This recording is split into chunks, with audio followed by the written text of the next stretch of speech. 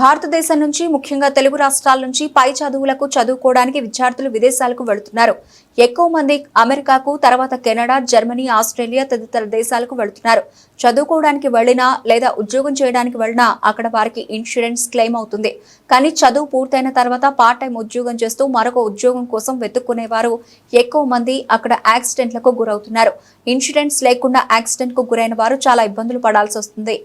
కోట్ల రూపాయల్లో హాస్పిటల్ ఖర్చులు చెల్లించాల్సి వస్తుంది. ఈ విషయమై ప్రధానమంత్రికి, ముఖ్యమంత్రి రేవంత్ రెడ్డికి ఉత్తరాలు రాశాం. తానా వారిని ప్రమాదంకి గురైన వారిని ఆదుకోవాల్సిందిగా మనవి చేశాం. అందరికీ నమస్కారం. మన భారతదేశం నుంచి ముఖ్యంగా తెలుగు రాష్ట్రాల నుంచి పై చదువుల కోసం విదేశాలకు పోతున్నారు. ఎక్కువ మంది అమెరికాకు పోతున్నారు, ఆ తర్వాత కెనడా, జర్మనీ, ఆస్ట్రేలియా అని చూడబోతున్నారు. కానీ అక్కడ పోయిన ప్రాబ్లం వస్తుందంటే చదువుకునేటప్పుడు యూనివర్సిటీలో ఉంటారు కాబట్టి ఇన్సూరెన్స్ క్లెయిమ్ అవుతుంది. ఉద్యోగాలకు పోతే ఇన్సూరెన్స్ క్లెయిమ్ అవుతుంది. అయితే చదువు అయిపోయిన తర్వాత ఉద్యోగాలు దొరకకుండా బయట పార్ట్ టైం జాబ్ చేసుకుంటుంటారు, ఉద్యోగం ఎదుర్కొంటుంటారు. వాళ్ళు ఎక్కువ చనిపోతున్నారు యాక్సిడెంట్ లాగా. ఇప్పుడు 2 నెలల క్రితం భువనగిరి అమ్మాయి అదే విధంగా చనిపోయింది, ఫ్యాటల్ డెత్. దానికి మా ఫ్రెండ్స్ అంతా మాట్లాడి 7 లక్షల రూపాయలు కలెక్ట్ చేసి బాడీని పంపించాల్సి వచ్చింది. ఇప్పుడు అమ్మాయి కోమలో ఉంది. వెన్నెల అమ్మాయి పేరు. జూన్లో జరిగిన యాక్సిడెంట్. చాలా కాస్ట్ అయిపోయింది, ఇన్సూరెన్స్ లేదు. నేను అమ్మాయి స్టూడెంట్ లైఫ్ అయిపోయింది, ఉద్యోగం చేరలేదు, యాక్సిడెంట్ అయింది. ఈ విధంగా దాదాపు ముఖ్యమైన దేశాలు ఇక్కడి నుంచి చదువుకోవడానికి వెళ్ళి ఆడ ఇబ్బంది పడుతున్నటువంటి వాళ్ళు ఉన్నారు. వాళ్ళకి ఇన్సూరెన్స్ పథకాలు ఉండవు, ప్రభుత్వం నుంచి కూడా ఎలాంటి సహకారం ఉండదు. నేను లాస్ట్ టైం ఒక అమ్మాయి కోసం ముఖ్యమంత్రికి రాస్తే ముఖ్యమంత్రి రేవంత్ రెడ్డి వెంటనే స్పందించి అర్ధగంట లోపల వాషింగ్టన్ లెటర్ పెట్టాడు. ఈ లోపల తానా వాళ్ళు వచ్చారు, అంతా కలిపి సహాయం చేస్తే కానీ ఆ బాడీకి రాలేదు. ఇప్పుడు ఈ అమ్మాయి హాస్పిటల్లో ఉంది, వీళ్ళు తీసుకురాలేరు. ఆమె ఖర్చు కోసం కొన్ని కోట్ల రూపాయలు ఖర్చు అయ్యింది. అందుకని మేము ఆల్రెడీ ముఖ్యమంత్రికి ఒక ఉత్తరం రాసాం. తర్వాత తానా వాళ్ళకు కూడా రిక్వెస్ట్ చేసుకున్నాం. ప్రైమ్ మినిస్టర్ కూడా ఒక ఉత్తరం రాసాం. మేమేమంటామంటే ఈ ప్రైమ్ మినిస్టర్ చొరవ తీసుకొని ఈ ఫారిన్లో ఉన్నటువంటి విద్యార్థులు వాళ్ళకి ఏమైనా ఇబ్బంది వస్తే వాళ్ళు రక్షించేందుకు ఒక ఆర్గనైజేషన్ పెట్టాలి, ఒక సెల్ పెట్టాలి.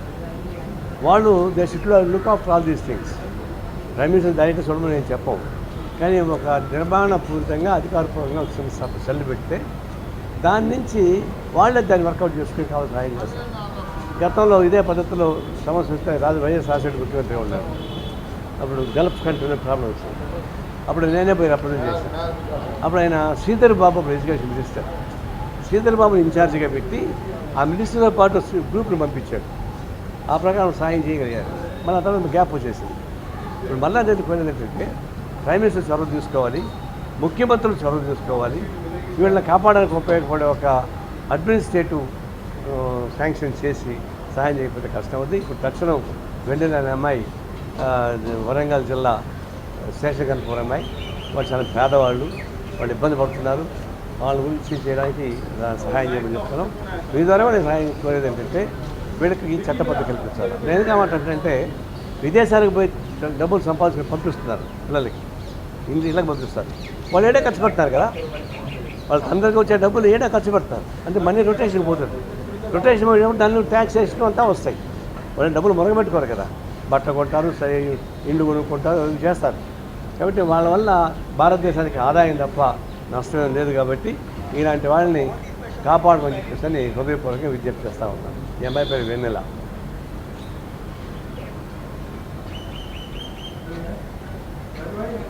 నేను డీటెయిల్స్ వాట్సాప్లో ఉంది పంపిస్తాను, మీ అందరికి పంపిస్తాను.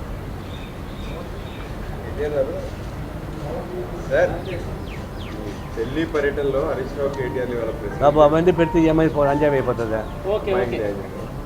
అది పెడితే ఇది పోతుంది. అమ్మాయి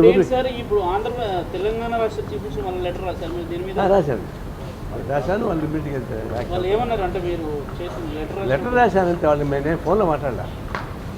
నేను లెటర్ రాసే పంపిస్తున్నారు. ఇంతకుముందు లెటర్ రాసే స్పందించారు కదా, ఇప్పుడు ఏంటంటే అమెరికా వాళ్ళకు కూడా పంపించారు. వాళ్ళు ఇమీడియట్గా రియాక్ట్ అవుతున్నారు.